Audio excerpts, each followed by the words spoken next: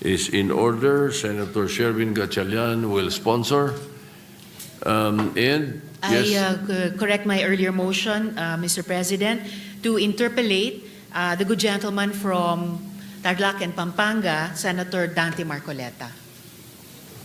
Senator Dante Marcoleta is recognized to interpolate. Mr. President, allow me to sponsor the budget of the Office of the Ombudsman. We respectfully submit for the body's consideration the fiscal year 2026 proposed new appropriations for the Office of the Ombudsman amounting to 6.5 billion pesos. Thank you, Mr. President.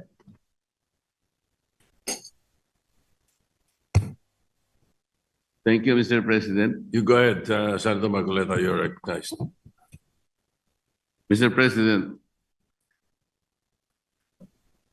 in several decisions of the Supreme Court, the Office of the Ombudsman was admonished for grave abuse of discretion, for acts of bending or twisting the law to expand its powers. I may cite several jurisprudence if I must. Mr. President,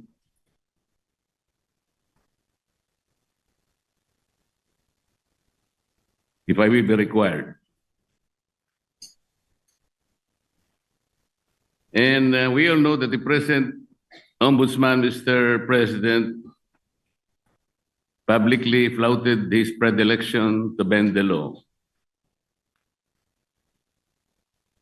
Does he believe that these decisions of the Supreme Court are wrong and he is not bound by these decisions?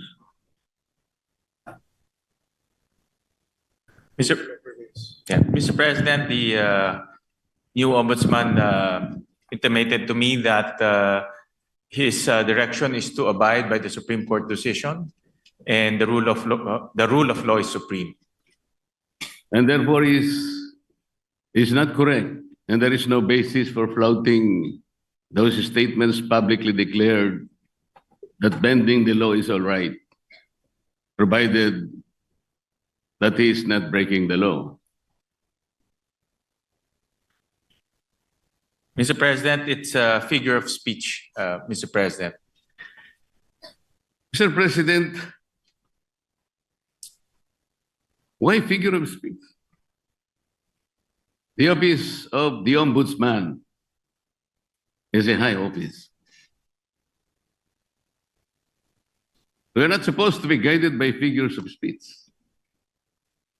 Our people might be misled into believing that it's all right to bend the law, provided we do not eventually break it. It should be explained succinctly, Mr. Speaker. It should be explained very well that that is not correct. That he was wrong in saying that. He was very wrong in confirming and even affirming that publicly in one of our hearings in the Blue Ribbon Committee. Can we expect that, Mr. President, for the Ombudsman to do?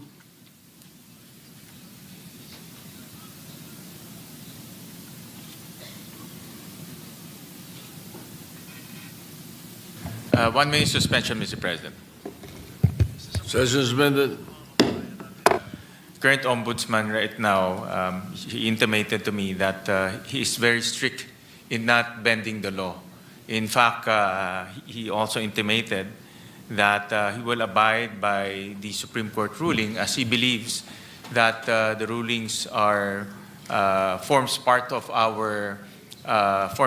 the law, and the rule of law is supreme, Mr. President. So he abides by those principles, Mr. President, and he will carry that in his tenure as the country's ombudsman, and especially in his quest to hold people to account and to put people in jail, who, especially those who transgressed our laws, Mr. President. So those are the principles that he abides by, and those are the principles he will carry in his duty as our ombudsman, Mr. President. Mr. President, abiding by that principle and acting otherwise is different. You say that you abide by the laws strictly, but you say publicly that you can bend the law. How is that? Doesn't the public need to be clarified very clearly on this matter, Mr. President? Our people might be confused by that statement. That's why I am asking whether he can make a clarification or he can make public apology for saying that, Mr. President. And this will be good for the country. But Mr. President, we thank the good gentleman from Tarlac and Pampanga, Senator Marcoleta, for bringing this up. And this is an opportunity for the current ombudsman to clarify his statements. And this is actually the clarification that he is expressing to this august body, that he will abide by the rule of law and he will not bend the law to serve any other purpose, Mr. President, or to serve any other being, Mr. President. So, Can we, Mr. Sorry. President, that's why this is an opportunity, and as he intimated to me, that he will always put the rule of law as supreme, Mr. President. Mr. President, even for this issue alone, can I respectfully move that maybe we can suspend our rules? I want to hear personally the ombudsman to say it for himself.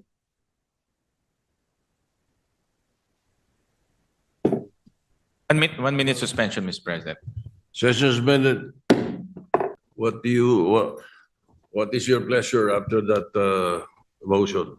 Mr. President, with all due respect to the good gentleman from Tarlac and Pampanga, the Senator Marcoleta, we have very, very rarely given way to such a motion to suspend the rules, especially during budget plenary deliberations, with all due respect to Senator Marcoleta. So I apologize that it may not be possible also this morning, Mr. President. So therefore, we are not entertaining the motion. We are not entertaining the motion, Mr. President, but the chairman remains fully capable of addressing the important issue raised by the good gentleman. All right, thank you. Thank you, Mr. President. Thank you, Yes. Majority Leader. Muli nagpapasalamat po kami kay Senator Marcoleta at tinanong niya po yung itong issue. Nagbibigay po to ng oportunidad para sa ating bagong ombudsman klaruhin yung kanyang mga nasabi. At wala hong intention to bend the law. No? That's very clear. In fact, ang prinsipyo po ng ating bagong ombudsman is to follow the law and uphold the law. Dahil naniniwala siya na ang rule of law is supreme, Mr. President. So, para lang klaro, no, na itong nasabi niya ay isang figure of speech, pero wala hong intensyon na baliin po ang batas. Dahil ang kanyang intensyon ay ipatupad ng batas ng may integridad at may katarungan, Mr. President. Mr. President, kaya ko lang naman po ipinipilit ang bagay na ito sapagkat I think even the ombudsman as a lawyer himself believes in the court doctrine of our legal system, dura lex sed lex. Yung sinasabi nating bending the law will be inconsistent totally with this core legal system. Hindi mo po pwedeng kahit na konti. Tatanong ko nga sana to what extent can you bend the law that can still be acceptable? Hindi po pwede yun. Dura lex sed lex. At ako rin po, sumasang-ayon po kay Senator Marcoleta, the good gentleman from Tarlac, Pampanga, na ang batas po ay dapat ho natin ipatupad. At wala ho yan tinitignan. Kaya ho naka-blindfold po si Lady Justice dahil wala ho tinitignan. At yan rin po ang assurance ho ng ating bagong ombudsman dito po sa bulwagang ito at sa lahat po ng sambayang Pilipino na nanonood ho sa atin na ipapatupad niya ho ang batas na may integridad po. Kasi po, Mr. President, nakakabagabag talaga. Sana po figure of speech lang. Pero nagkaroon po kasi ng pagkakataon na hindi figure of speech yun eh. Dahil doon sa isang pagdinig sa Blue Ribbon Committee, nakita naman po nating lahat. When a particular witness applied for witness protection program, and the law is clear, the provisions of law on the requirements on how to apply for a witness under the witness protection program, nandun po lahat yun eh. The enumerations, the requirements are exclusive. Pero sinabi po ng ating ombudsman, then the Secretary of Justice, pinipilit po merong restitution. I advise him that he cannot do that because restitution does not appear in the law. But Mr. President, he insisted. So doon po nagkakaroon ng problema. While publicly, he declares that he upholds the law to the fullest. Pero in reality, it is not being done. How can you put a requirement which is not in the law? And he said that was his opinion. His opinion will not even matter, Mr. President. Does that opinion will even prevail over the strict provision of law? Yun po yung aking ikinatatakot, ikinababahala, na nami-mislead po yung ating mga mamamayan eh. Pati ang ating processes po ay nalalagay sa alanganin. That's why this is very important. Na kailangan po masettle natin ang isyong ito. We cannot bend the law.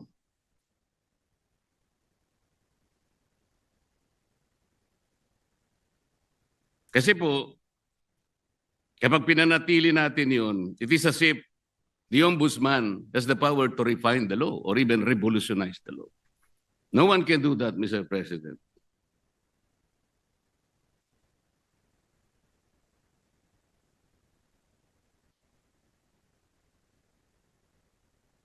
Kasi po, tingnan na, ito pa po yung nakakabagabag. Still falls on this very subject, Mr. President.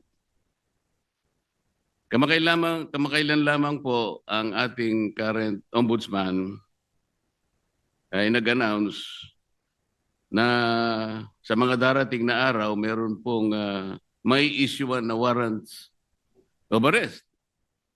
Na mga iba po ay kasama pa natin sa kapulungan ito, Mr. President. Mr. President, may I ask whether the Office of the Ombudsman has the power to issue warrants of arrest?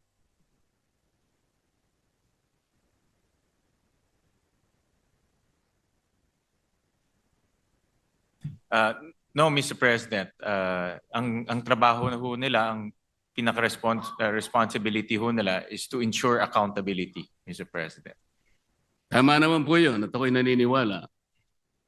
Pero bakit niya po kaya nasabi yun that on such a particular date warrants of arrest will be issued? Does he think that he can preempt the Sandigan Bayan or even the RTCs, Mr. President, to issue the warrants?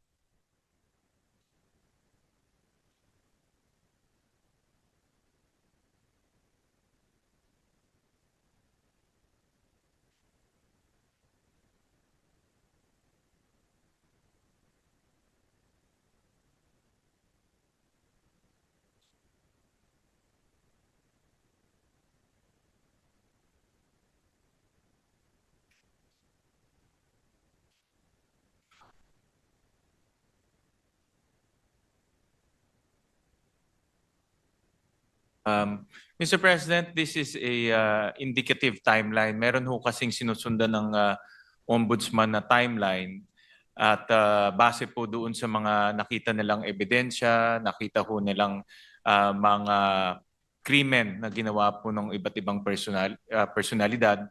Kaya po ito ay parte lang po ng kanilang timeline. At yun lang naman po yung inexplain ng kasalukuyang ombudsman, Mr. President. Mr. President, the Office of the Ombudsman is following a timeline. So paano po niya nasabi na on December 5th? Ano na yun? Anong date po ba yun? Ito po yung nakakatakot, Mr. President. Paano po natin mapapaniwalaan na sa timeline na sinet ng Ombudsman, may palalabas niya yung warrants of arrest? Hindi ba ang ibig sabihin nito, pwede niyang i-preempt ang decision ng Sandigan Bayan or the RTCs because he's following a timeline. And the most intriguing issue here, Mr. President, is that he might be able to influence and preempt the decision of the RTCs and the Sandigan Bayan just to make that timeline a reality. This is a very dangerous proposition, Mr. President.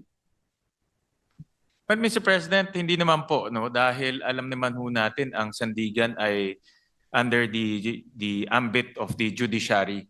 Iba naman po ito sa trabaho po ng ombudsman. Pero bilang ombudsman, nakikita ko ho na dahil sila po ang magfa-file ng kaso, very optimistic ho sila na yung kanilang ifa-file na kaso mayroon pong kinahitnatnan at mayroon pong resulta.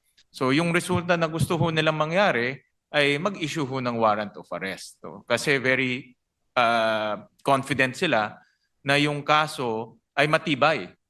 At very confident ho sila na yung ebidensya ay matibay. At yun din po ang gusto natin lahat. Ako po, very hopeful rin po ako na yung kanilang kaso at kanilang ebidensya ay matibay dahil ako rin po bilang isang Pilipino, gusto ko rin pong managot yung mga taong dapat managot. Pare-pare po natin gusto mapanagot natin ang may kasalanan, Mr. President. Wala pong debate doon. Hindi po yun ang punto ng pagtatanong na ito, Mr. President. But the ability of the Office of the Ombudsman to predict even the timeline when the warrants of arrest can be issued is something that is troubling, Mr. President. Parang ang mangyayari, ayaw ko mang isipin yun. Ayaw ko rin naman talagang mangyari yun. Somebody can even preempt or influence the time when the RTC or the Sandigan Bayan may eventually issue the warrants of arrest. Sana wala nang ganung klaseng announcement Kasi nakakapagduda kasi, Mr. President. Tingnan po ninyo,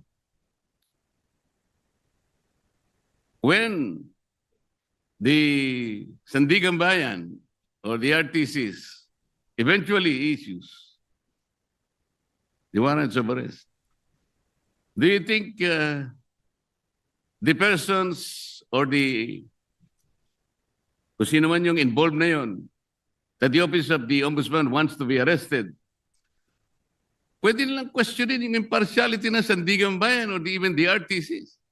Because there was already a timeline announced by the office. This is the thing that is very intriguing, Mr. President. But Mr. President, with all due respect to the esteemed senator from Tarlac and Pampanga, with all due respect po, ito ay isang indicative timeline na tinitignan ho nila. Wala ho silang control sa magiging desisyon ng Sandigan. Wala ho silang control kung ano po magiging takbo sa Sandigan. Pero base po sa kanilang experience at base po sa kanilang pag-ayos ng kaso, lalo na po sa pagtingin po sa ebidensya, ito po yung tinitignan nilang timeline na pwedeng mangyari. Pwede rin ho yan hindi mangyari.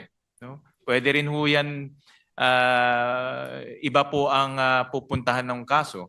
Pero naglalagay lang ho sila ng timeline para po makita naman ho nila kung ano po ang magiging takbo po ng kaso. At marami hong ganun. Actually, marami, pag nanonood po ako ng mga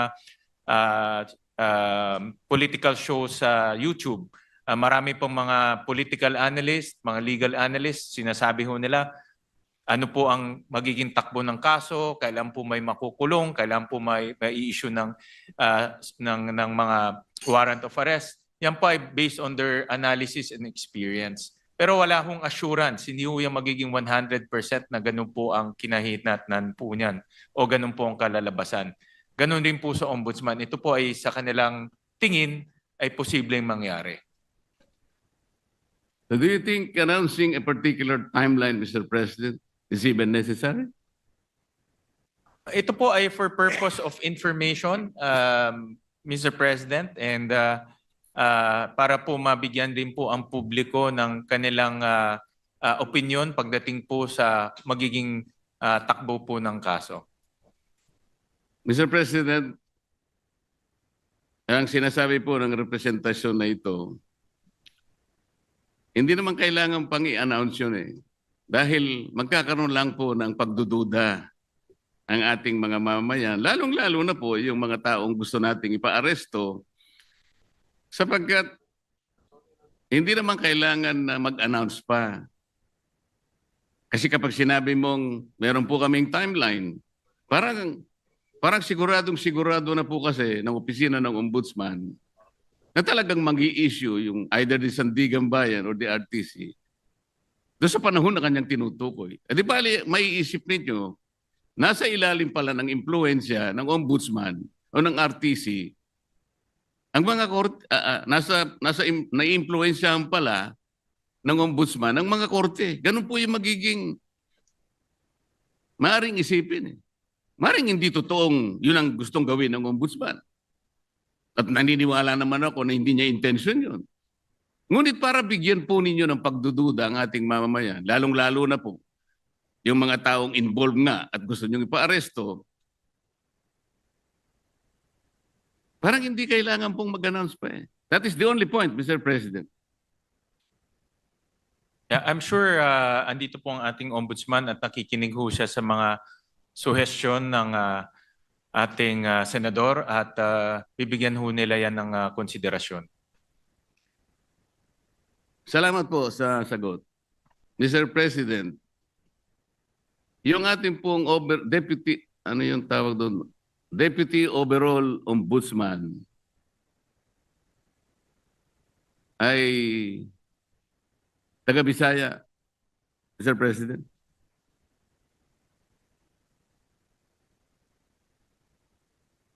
Yung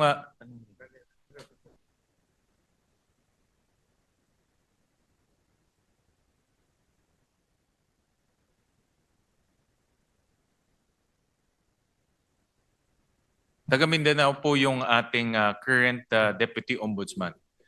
Tama ho kayo. Overall Deputy Ombudsman. Overall Deputy Ombudsman is from Mindanao, but he is also the Deputy Ombudsman for the Visayas, Mr. President. Opo, tama ho. So, yung acting po, yung acting. The overall Deputy Ombudsman and also the Deputy Ombudsman for the Visayas regularly travels from his place to Luzon, and nga magastos po yun. Necessary po ba na sino po nagmamanage sa Ombudsman Office sa Cebu?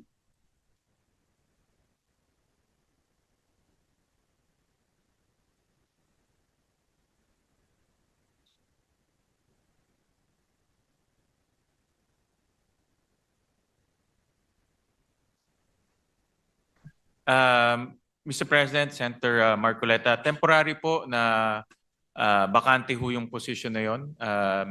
Pero later on ho, ma-field up rin ho yung position. Pero sa ngayon po, dahil bakante ho yun, minomonitor po ng ating ombudsman itong mga opisina ito gamit po ang modernong teknolohiya tulad po ng Zoom, tulad po ng conference calling. So in other words, hands-on po ang ating ombudsman na sinisigurado niya itong mga opisina na ito ay tumatakbo ng maayos. Alin po yung bakante, Mr. President, yung overall Deputy Ombudsman o yung Deputy Ombudsman for Visayas?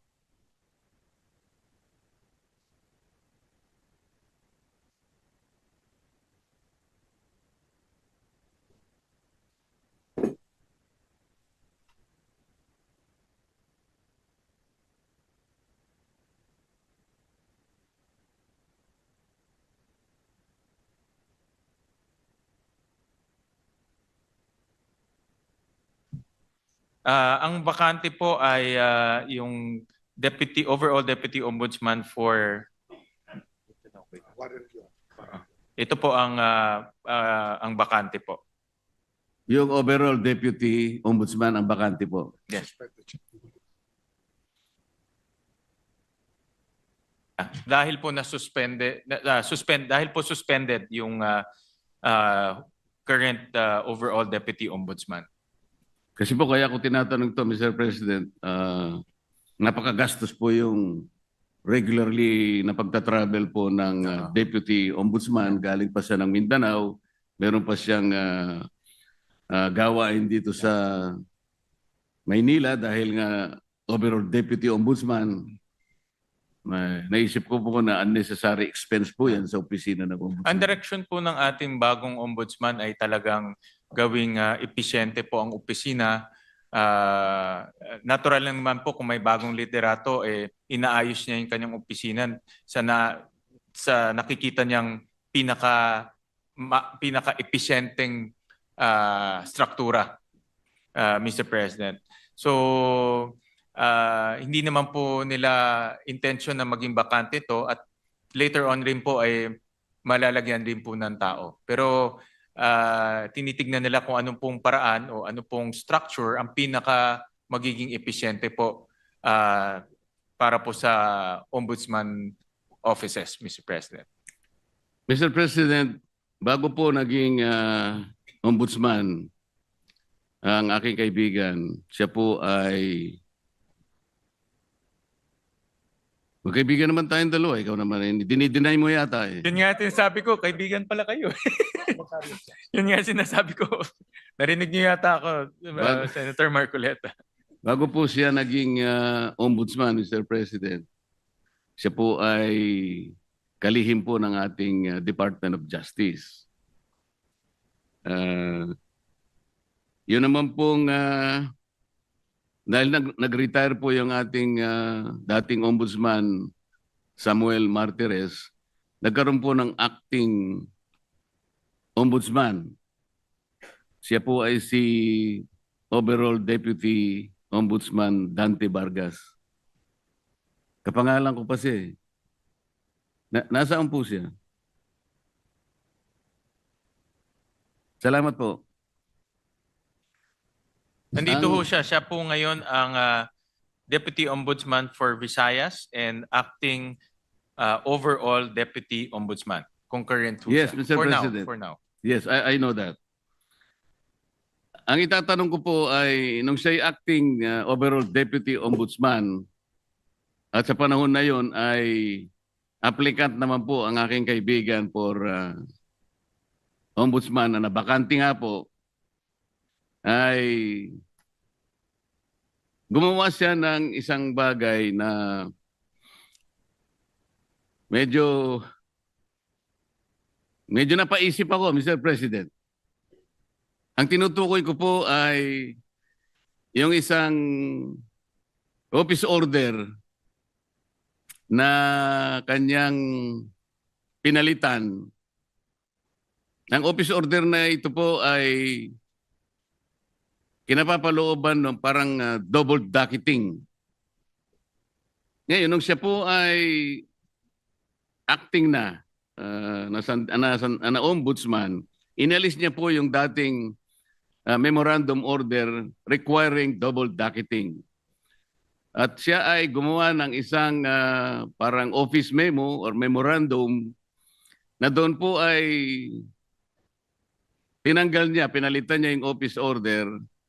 At may kalakip pa pong isang directive na lahat ng mga complaints, lahat ng asunto, lahat ng habla, administrative man yan, criminal o kahit ano yan, na napapaloob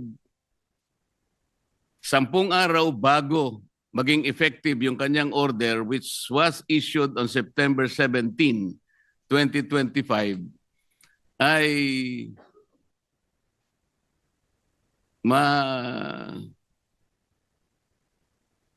mawawala po yung sa docket. Ibig sabihin, ma-undocket yung mga complaints. 10 araw bago ma-issue yung kanyang memorandum circular or memorandum order. Mr. President, nagkataon po, kung di ako nagkakamali, September 15 yata, ay nag-file ng complaint sa maraming opisyales ng ating pamahalaan. Kasama po yata si noon ay dating Secretary of Justice, ang aking kaibigan. Sa makatwid, napaloob po siya doon sa 10 araw na siya sinasabi doon sa kanyang directive na mawawala po yung docket. Ang ibig sabihin po noon, Mr. President, pag nawala yung docket number, hindi na siya magiging active case kung hindi siya ay malalagay sa kategoriyaan na mga cases under evaluation. Ibig sabihin, Mr. President, wala pang active case, wala pang kaso. Sapagkat nawala ngang visa yung naunang office order ng dating Ombudsman Samuel Martires. Yun po ang naging daan, Mr. President, kung kaya nakapag-issue ng clearance ang opisina ng Ombudsman. At dahil nga po, mistulang walang kaso laban sa aking kaibigan, nasama siya doon sa shortlist na pagpipilian ng ating Pangulo na susunod na Ombudsman ng ating bansa. Mr. President, wala bang, yung ba pangyayaring yun ay, is there something much to be desired in the entire process, Mr. President? Parang ang nangyari, nakagawa ng ganun yung overall ombudsman nang hindi naman maliwanag what is the visible public service na pwedeng nakamit ng ating mamamayan doon sa ginawa niyang pagpapalit ng office order.